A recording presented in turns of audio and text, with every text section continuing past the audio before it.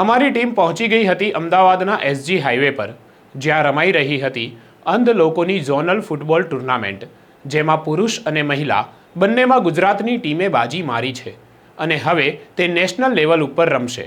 આ ટુર્નામેન્ટ અને તેના પરિણામ વિશે વિગતે વાત કરીશું આ વિડીયોમાં. વૈષ્ણવજન તો તેને કહીએ જે પીડ પરાઈ જાનાને રે. નમસ્કાર, હું છું આપની સાથે મિલન ઠક્કર અને આપ જોઈ રહ્યા છો નવજીવન ન્યૂઝ. વાત કરવી છે એવી એક અનોખી ટુર્નામેન્ટની જેમાં અંધ લોકો ફૂટબોલ રમે છે, જેમાં IBFF અને BPAએ સાથે મળીને આ ઝોનલ ટુર્નામેન્ટનું આયોજન કર્યું હતું. આ ટુર્નામેન્ટમાં આંધ્રપ્રદેશ, કેરલા, તમિલનાડુ અને મહારાષ્ટ્રની પુરુષ અને મહિલા ટીમ અમદાવાદની મહેમાન બની હતી. માર્ચ મહિનાની 29થી 31 તારીખ સુધી ચાલેલી આ ટુર્નામેન્ટમાં મહિલા અને પુરુષ બંનેમાં યજમાન ગુજરાતની ટીમ વિજેતા રહી છે, જેના કોચ ઇન્ડિયન ફૂટબોલ ટીમના કેપ્ટન વિષ્ણુ વાઘેલા છે. હવે આ બંને ટીમ તેમના જ માર્ગદર્શન હેઠળ નેશનલ રમવા દહેરાદૂન જશે. બંને વિજેતા ટીમનો જુસ્સો કેવો છે તે તેમના જ શબ્દોમાં સાંભળીએ. ગુજરાતની ફિમેલ ટીમ આપણી સાથે છે. આપણે સૌથી પહેલા એના કેપ્ટન સાથે વાત કરીશું. સૌથી પહેલા તો તમને બધાને અભિનંદન કે તમે ગુજરાત તરફથી બહુ સરસ પરફોર્મન્સ કર્યું છે અને તમે જીતી ગયા છો. Thank you. તમારું નામ શું છે? મારું નામ ઠાકરડા નિર્માબેન મનુભાઈ છે. હું ગામ રહેડા, તાલુકો વડાલી, જિલ્લો સાબરકાંઠા અને બ્લાઇન્ડ પીપલ એસોસિએશન તરફથી રિપ્રેઝેન્ટ કરી રહી છું. અચ્છા, તમે આ ઝોનલ ટુર્નામેન્ટ સિવાય બીજી કઈ કઈ ટુર્નામેન્ટ રમો છો? હું નેશનલ રમેલી છું, ઇન્ટરનેશનલ બી રમેલી છું. ઇન્ટરનેશનલ કોની સામે રમેલા છો તમે? કયા દેશની સામે? હું 8 કન્ટ્રી સાથે રમેલી છું. પહેલી વાર હું બર્મિંગહામ ઇંગ્લેન્ડ ગઈ હતી, ત્યારે આપણું ભારત 4th નંબર પર હતું અને હમણાં જ હું થોડા સમય પહેલા જાપાન જઈને આવી છું, ત્યાં આપણું ભારત 2nd નંબર પર હતું. અચ્છા, તમારી ટીમમાં સૌથી વધારે ગોલ કોણે કર્યા છે? મેં પોતે જ ઠાકરડા નિર્માએ જ કર્યા છે. હા, કેટલા ગોલ કર્યા તમે અત્યારે? બધા થઈને 4 ગોલ કર્યા છે મેં, અને મારી અચ્છા. ટીમનો ફૂલ સપોર્ટ છે મને ગોલ. તમે અત્યાર સુધી આ ટુર્નામેન્ટની અંદર કેટલી મેચ રમ્યા છો તમે બધા? કુલ ટોટલ અમે 4 મેચ રમ્યા છીએ. એમાંથી કેટલી જીત્યા? 3. 3 જીતી ગયા. કોની સામે હારી ગયા હતા? ખાલી મહારાષ્ટ્ર સામે, અને અત્યારે મહારાષ્ટ્ર સામે જીતી પણ ગયા. અને હું એક વાત કહેવા માંગીશ કે અચ્છા. હું મેચની સિચ્યુએશન જોઈને રમું છું. અટેક કરવાનું થાય તો અટેક કરું છું, અને ડિફેન્સ કરવાનું થાય ત્યારે ડિફેન્સ કરું છું, અને મારો હંમેશા ટાર્ગેટ હોય છે કે હું ગોલ સ્કોર કરું. અચ્છા, તમારામાંથી ઇન્ટરનેશનલ કોણ કોણ રમેલું છે? હું પોતે ઇન્ટરનેશનલ નિર્મા રમેલી છું, અને ચેતના પતાડિયાએ ઇન્ટરનેશનલ કેમ્પ અટેન્ડ કર્યું છે. પૂજા માલીએ બી ટીમ અટેન્ડ કરેલું છે. ઓકે, તમારી ટીમના કોચ કોણ છે? વિષ્ણુભાઈ વાઘેલા. હા, વિષ્ણુ વાઘેલા, જે ઇન્ડિયન ટીમના કેપ્ટન છે. યસ. રાઈટ. હવે નેક્સ્ટ શું છે? હવે નેક્સ્ટ કઈ મેચ આવશે? કઈ ટુર્નામેન્ટ આવશે? એકચ્યુઅલી સર એવું છે કે અમારે નેશનલ ગેમ રમવા માટે સાઉથ વેસ્ટ ઝોનમાં અમારે જીતવી પડે, ત્યારે અમે નેશનલ રમી શકીએ. એટલે સાઉથ વેસ્ટ ઝોન તો તમે જીતી ગયા છો. હા, તો અમે નેશનલમાં ક્વોલિફાઈ થઈ ગયા છે. ઓકે, એટલે હવે તમે નેશનલ રમવા જશો, જે દહેરાદૂનમાં રમાવાની છે, રાઈટ? Yes sir. ક્યારે રમાવાની છે? હજુ સર ડેટ જાહેર નથી થઈ. ઓકે, તમે એના માટે શું તૈયારી કરશો? અમે ફૂલ કન્ટિન્યુ પ્રેક્ટિસ કરીશું. તો અહીંયા પ્રેક્ટિસની વ્યવસ્થા છે અમદાવાદમાં? અમારું નાનું એવું ગ્રાઉન્ડ છે, એમાં અમે પ્રેક્ટિસ કરીએ છીએ. અમને સુવિધા જે નાની મોટી મળે છે એમાંથી અમે સંતોષકારક છીએ, અને અમારા ગુજરાતના દરેક મેમ્બર્સ સપોર્ટ કરે છે અમને કે અમારું ગ્રાઉન્ડ બોટ વાળું મળી શકે. ઓકે, એ ગ્રાઉન્ડ અહીંયા BPA જ છે ને?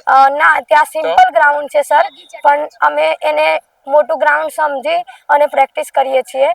અમે ઈચ્છીએ છીએ કે અમને મતલબ સપોર્ટ મળે તો સારું, બોટ ટુ બોટ પ્રેક્ટિસ કરવા મળે તો અમે વધારે ગુજરાતને આગળ વધારી શકશું. એકચ્યુઅલી સર, હું મારી વાત કરું તો હું અધર કન્ટ્રી જઈ છું, અને અધર રાજ્યમાં ગઈ છું, તો ઘણું બધું શીખવા મળે છે આપણને. ઘણું બધું એમાંથી નોલેજ મળે છે કે આપણું ગુજરાત ક્યાં પાછળ છે અને ક્યાં આગળ લાવવાનું છે. બટ થોડું આપણને લેંગ્વેજમાં બધી રીતે આપણને નોલેજ મળે છે, અને ગેમમાં બી નવા નવા નિયમો જાણવા મળે છે કે કેવી રીતે ગેમ રમવી, કેવી રીતે અટેક કરવું, કેવી રીતે ડિફેન્ડ કરવું. આ બધું ઘણું બધું ઇમ્પ્રુવ થાય છે બહાર ગયા પછી. આ ગેમ દરમિયાન કોઈ ઇન્જર્ડ થયું હતું?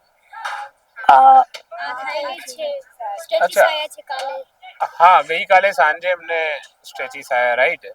અત્યારે કેવું છે? સારું છે ને? પછી આજે રમ્યા હતા તમે? ગઈકાલે સાંજે સ્ટ્રેચિસ આયા અને આજે પણ રમ્યા તમે. શું વાત છે? તમને આમ ડર નથી લાગતો? તમારાથી કોઈને ડર નથી લાગતો? કેટલા સમયથી તમે બધા રમો છો? એવરેજ 1-2 વર્ષથી? હું 2022 થી રમું છું ઓહો. અને મારી સાથે ચેતના પૂજા એ કન્ટિન્યુ છે. અચ્છા, ખૂબ સરસ. તમે ખૂબ સરસ જીત મેળવી છે અને નેક્સ્ટ ટુર્નામેન્ટ માટે તમને બધાને ઓલ ધ બેસ્ટ અને થેન્ક યુ. આ ટુર્નામેન્ટની જીત માટે અભિનંદન. Thank you. સૌથી પહેલા તો તમને બધાને અભિનંદન કે ગુજરાતની ટીમ આપણે ફાઇનલમાં પહોંચી ગઈ છે. ફાઇનલમાં તમે કોની સામે રમવાના છો? કેરાલા સામે. અગાઉ તમારી કેરાલા સામે મેચ થઈ હતી? અચ્છા, એમાં કોણ જીત્યું હતું? ડ્રો ગઈ હતી. અચ્છા, અત્યાર સુધી તમે આ ટુર્નામેન્ટની અંદર કેટલી મેચ રમ્યા છો? 4 તમે જીત્યા છો? 3 જીત્યા અને એક ડ્રો ગઈ. બહુ જ સરસ પરફોર્મન્સ રહ્યું તમારું. તમારામાં સૌથી વધારે ગોલ કોણે કર્યા છે? અચ્છા, વિજયભાઈ તમે કેપ્ટન છો? અચ્છા, તમે કેટલા ગોલ કર્યા છે આખી ટુર્નામેન્ટમાં? 10 ગોલ કર્યા છે. અને કેરાલા સામે કેટલા કર્યા હતા? બંનેના 0-0 હતા. એના પછી બીજો નંબર કોણે સૌથી વધારે ગોલ કર્યા છે? અચ્છા, રોહિતભાઈ. તમે કેટલા ગોલ કર્યા છે? અચ્છા, 4 ગોલ કર્યા છે. અને એના પછી અચ્છા, સાહિલ 1 ગોલ કર્યો છે. અચ્છા, તમારામાં ડિફેન્ડર કોણ છે અને અટેકર કોણ છે? સાહિલ અને નિકોલ બેસ્ટ ડિફેન્ડર છે. સાહિલ કોણ છે? યસ, સાહિલ અને નિકોલ બંને ડિફેન્ડર છે. ઓકે, અને અટેકર? વિજય અને રોહિત. ઓકે, અને તમે ગોલકીપર છો અને ગોલ ગાઈડ તમારા? અચ્છા, ઓકે. અને કેરળની હવે જે મેચ છે તમારી નેક્સ્ટ, એમાં તમને શું લાગે છે, શું થશે? અને તમારા કોચ કોણ છે અત્યારે? વિષ્ણુભાઈ, જે ઇન્ડિયન ટીમના કેપ્ટન છે. Right, okay. All the best team Gujarat. તમે ખૂબ જ સરસ પરફોર્મ કરો. અને તમારામાંથી કોઈ નેશનલ રમે છે અત્યારે? વિજય અને વિષ્ણુભાઈ બંને તમે નેશનલમાં પણ રમો છો? તમે કોની સામે રમેલા છો અત્યાર સુધી? હું લાસ્ટ રમ્યો હતો રશિયા સામે. રશિયા સામે રમેલા છો? પછી આપણે તુર્કી, બ્રાઝિલ. અને બ્રાઝિલ. રશિયા, તુર્કી અને બ્રાઝિલની સામે રમેલા છો. કઈ વાંધો નહીં. કેરલા સામે પણ તમે ખેલ દિલીથી રમો છો. અને ઓલ ધ બેસ્ટ તમારી નેક્સ્ટ મેચ માટે અને આવનારી બધી ટુર્નામેન્ટ માટે. All the best. બંને ટીમ જ્યારે વિજેતા બની તે સાથે જ ઓડિયન્સે જીતને વધાવી લીધી હતી. એ ખુશીની પળો આપણે પણ નિહાળીએ.